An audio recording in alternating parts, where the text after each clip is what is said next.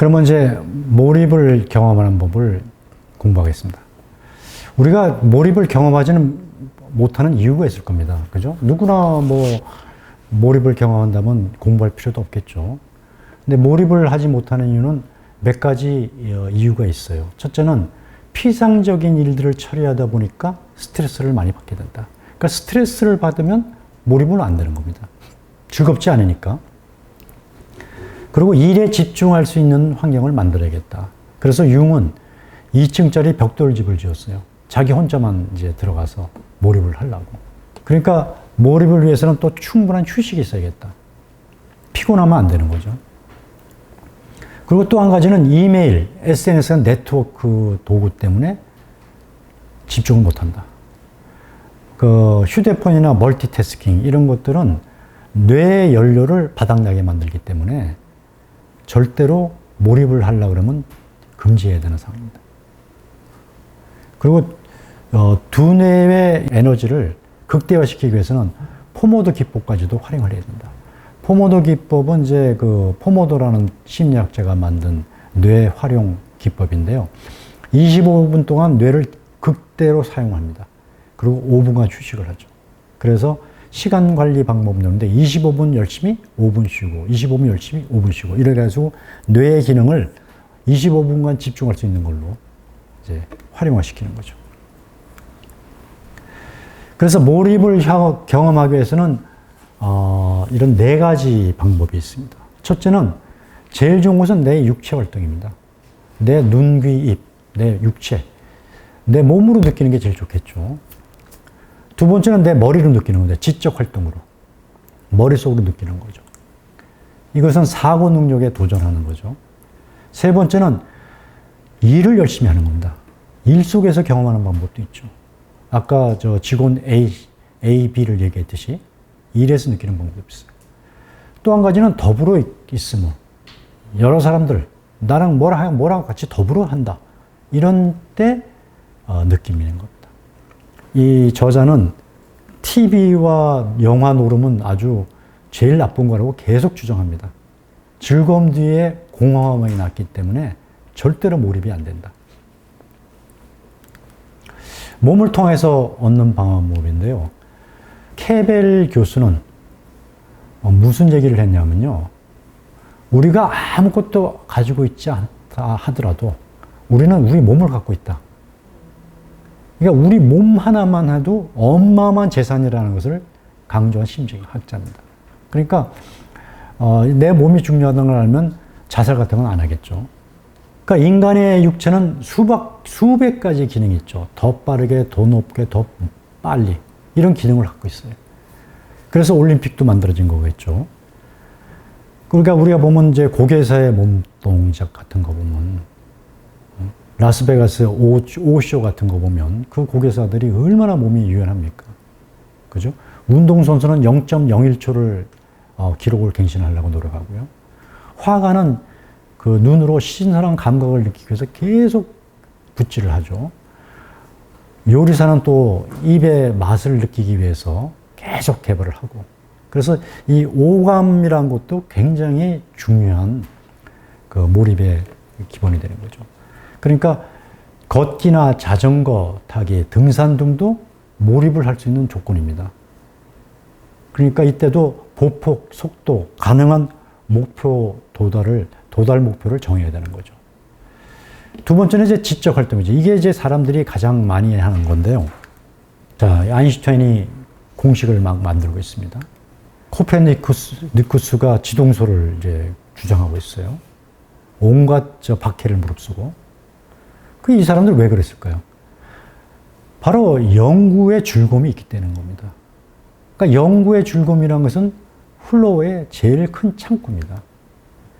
그러니까 누구도 풀지 못한 수수께끼에 도전하겠다. 이게 굉장한 도전 능력이죠. 그러니까 지적 수수께끼를 풀겠다는 거, 이게 목표고요. 그리고 미국의 최초로 노벨 과학상을 안겨다 준 마이컬스는 월급쟁이 그 회사원이었어요. 그런데 이 사람이 빛의 속도를 발견했습니다. 그러니까 아인슈타인도 개발 못한 빛의 속도를 이 사람은 개발했어요. 속도를 계산했습니다. 그래서 기자가 물었을 거 아닙니까? 아니, 너는 월급쟁이인데 무슨 빚의 속도를 그 연구하고 그러냐 했더니, 아, 즐거우니까. 그래서 답변이 즐거우니까 했다는 거예요. 내가 빚의 속도를 연구하는데 얼마나 즐거운지 아느냐. 그러니까 즐겁지 않으면 절대로 안 되는 거예요. 이 사람은 집에 오면 그거에 몰입했어요. 너무 즐거웠기 때문에. 그래서 플라톤은 처음으로 그 샘물을 마신 자는 지혜의 보고를 발견한 기쁨에 도취한다 해서 몰입을 벌써 얘기를 했습니다. 그러니까 이 마이클슨 같은 사람은 지혜의 샘물을 맛본 거죠. 일반인들이 지적 무관심의 원인은 무엇일까? 또 사례를 조사해 봤습니다. 그랬더니 첫째, 학교 교육이 문제더라. 학교 교육이란 게 교과서, 교사 해서 맨날 외적 요인에 의해서 강제 주는 거예요. 그러니까 학생들이란 것은 외적으로 하라는가 하는 거. 이래가지고는 몰입이 안 되는 거죠. 그 다음에 학업의 목적이 학점, 졸업장, 직장 구하기, 여기에 몰입돼 있어요. 그러니까 내가 몰입할 수 있는 여건이 아닌 거죠. 또 한 가지는 나이가 들어서 직장을 가졌어요. 직장 가진다면은 책을 봅니까? 안 보죠. 신문, 사설, TV 해서 뇌가 조종이 되는 거죠. 그러니까 일반인들은 지적 무관심이 생기고 결국은 몰입을 경험하지 못한다. 저자도 독서는 즐거움이 으뜸이라고 했습니다. 독서를 딱 하게 되면 일단 만사가 잊어지는 거죠. 시간 가는 줄 모르죠. 잡념이 없어지는 거죠. 독서 말고도 저런 게 있죠. 바둑, 신선 노름에 도끼자를 썩는 줄 모른다 하는 말이 있을 정도로 저는 바둑 같은 걸 봐도 구경만 해도 즐거움이 빠질 수 있습니다. 그래서 이 독서라는 것을 이제 강조하는 사람들은 음악을 하는 사람들도 교향악 악보만 읽어도 연주가 다 머릿속에서 정리가 된다 그래요. 그러니까 교향악을 딱 들으면 그냥 교향악 소리만 들리는 거지만 내가 악보를 보면서는 모든 공상을 할 수 있는 거죠. 미술도 마찬가지입니다. 미술관에 가서 미술만 보면 그 미술의 신미함만 보는 것이지 그 미술이 가지고 있는 역사적 배경이라든가 문화적 배경은 모르는 거죠. 그러나 책을 보면서 아, 이런 역사적 배경, 이런 문화적 배경이구나 해서 이해력이 훨씬 높아지는 거죠. 그러니까 듣고 보는 육체적 감각과 인식이 결합될 때 몰입은 더 가까워진다 하는 것을 얘기했습니다. 글쓰기도 언제 어디서든 몰입 가능한 거죠. 조앤 롤링의 글쓰기 몰입. 이렇게 엘레판트 하우스에서 저런 융처럼 2층 벽돌집을 안 짓고도 글을 썼습니다. 그래가지고 돈이 없어가지고 노트와 펜만 가지고 저기서 딸 유치원에서 올 때까지 4시간이고 5시간이고 저기서 죽치면서 커피 한 잔 놓고 죽치면서 썼는데 몰입을 한 거죠. 사람의 분비는 카페에서도 가능했다. 그리고 종이 한 장에 자기의 모든 상상력을 집어넣을 수가 있었다. 그리고 몰입하지는 못하는 이유는 이분도 얘기를 했습니다. TV, 잡지, 광고 이런 거에 짜여진 각본에 의해서는 가공된 이미지만 온다. 이분이라고 해서 집에서 텔레비 볼 줄 몰랐겠어요? 애 오는 동안 텔레비 볼 수 있었겠죠. 근데 자기는 상상의 나래를 핀 거죠. 그래서 해리포터의 이 여자는 13번째 방문한 출판사 블룸스버리를 최고의 출판사로 만들어줬고요. 최대 판매책, 인류 역사가 생긴 이후로 가장 많이 판 책을 쓴 여자가 됐습니다. 근데 일 속에서 이제 경험을 하는 게 이제 중요한데, 우리가 이제 일 속에서 살지 않습니까? 문제는 일은 하기 싫은 거예요. 일 좋아하는 사람이 어디 있습니까? 근데 이 이유는 뭐였냐? 창세기 3장 17절에 신라곤이 나옵니다. 하나님이 아담과 이브를 쫓아낼 때 너네들은 이마에서 땀이 나도록 일을 하게 될 것이다 하고 쫓아냈어요. 죽도록 일해라 이 새끼들아 이렇게 얘기한 거죠. 이렇게 쫓아냈지 않습니까? 그죠? 그러니까 사람들의 머릿속에는 일 하기 싫은 거야. 태초부터 그렇게 된 겁니다. 이거 어쩔 수 없는 거예요. 두 번째는 역사적인 거죠. 권력자의 강제적 노동이 있었죠. 피라미드 만들어라, 만리장성 만들어라, 이것들이 툭한 불러냈어요.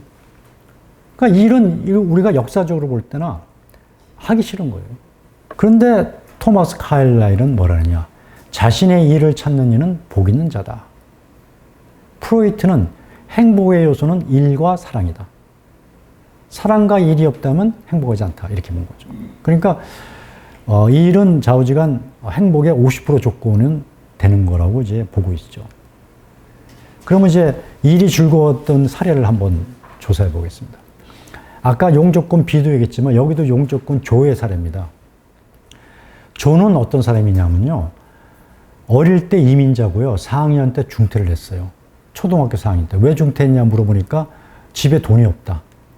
그리고 공부하기 싫다. 두 가지 요인이었어요. 그래서 어릴 때 열차 부품 공장에 단순 용접공으로 들어갔습니다. 그래서 30년간 용접공으로 일을 하고 있어요. 그런데 회사에서의 위치는 틀립니다. 진급을 이제 일을 열심히 하니까 진급을 시켜주려고 그랬어요. 개장하라. 그랬더니 싫다고 그랬습니다. 왜 싫으냐? 나는 속박이 싫다. 난 일 끝나면 그냥 집에 갈래. 뭐 괜히 누구 관리하기도 싫고. 그래서 개장도 안 하고 말단 지원으로 30년을 일하고 있습니다. 그런데 모두가 조를 좋아해요. 왜 좋아하느냐? 어느 자리에 결근자가 생겼다. 얘 갖다 놓으면 일을 다 해요. 그리고 회사에 조그만 기계가 고장 났다. 얘가 다 고칩니다. 만능 박사인 거예요. 그래서 야, 너는 도대체 왜 어떻게 만능 박사가 됐냐고 물어봤습니다. 그랬더니 자기는 최초의 도전이 있었다.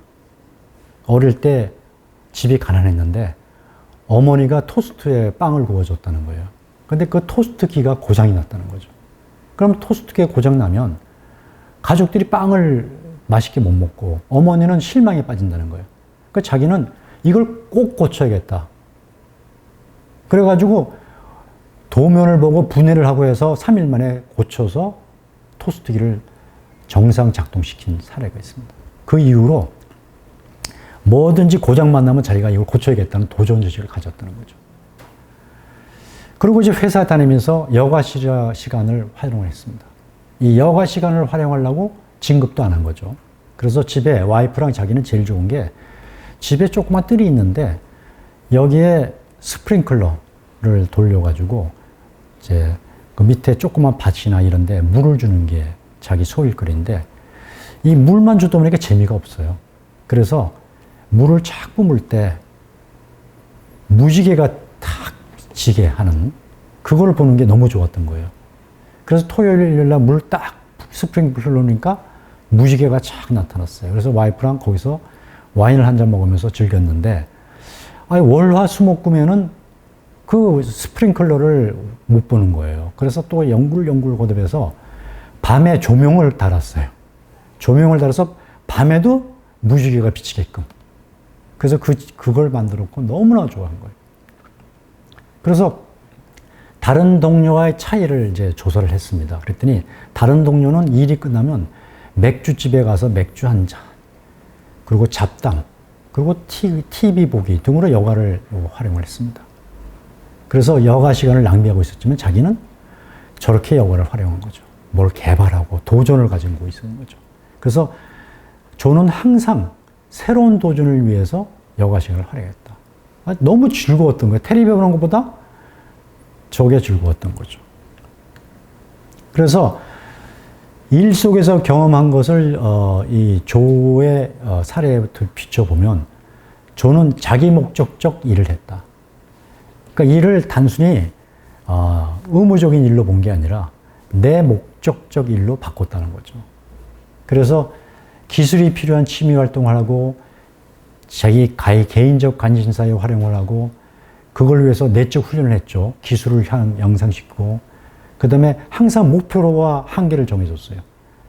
이 사람이 뭐 보일러를 고치는 건 아니지 않습니까? 그죠? 집에 있는 조그만 것들을 고치는 거니까 자기 목표가 있어. 그럼으로 해서 재창조를 성취했죠. 우리가 리크레이션이라는 것은 우리는 좀 여가적인 말로 많이 쓰는데 그 정확한 해석은 재창조입니다. 그러니까 우리가 리크레이션하는 것도 재창조하기 위해서 하는 거니까 그래서 이 영어를 해석할 때 잘해야 되는 게 리크레이션 그랬을 때 우리는 놀고 이러는 걸로 보는 사례가 많은데 재창조입니다.